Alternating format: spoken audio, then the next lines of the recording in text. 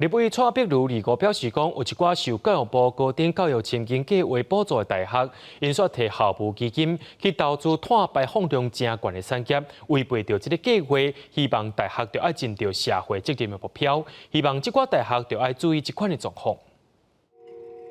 教育部对2018年开始执行高等教育前景计划，5万个大学会使发展出多元特色来培养人才。计划其中一项目标是希望大学爱善尽社会责任。不过，立委蔡碧如伫25号指出，有一寡大学是倒手摕补助，正手无污染，领补助的同时，竟然去投资高碳排放产业。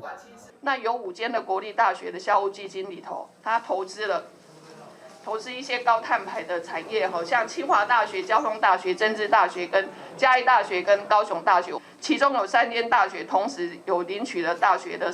社会责任的一个补助。蔡碧如强调，毋是讲高碳排放的产业就袂使投资，嘛爱看企业敢有咧改善家己对环境的影响。大学应该爱有家己的投资准则。参与记者会环保团体表示，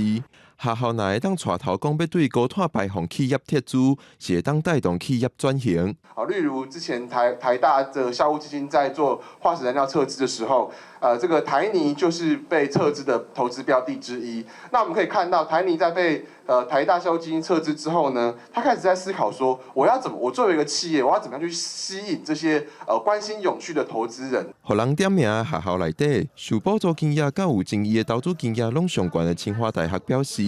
因本地有参考世界大学永续发展目标政策，避免投资高污染的产业。虽然因确实有投资钢铁产业，不过钢铁业并无包括伫永续发展目标政策的高污染名单内底。若是讲即阵国会认为这款的投资无妥当，因嘛会撤销投资。记者郭碧君、张耀水台北报道。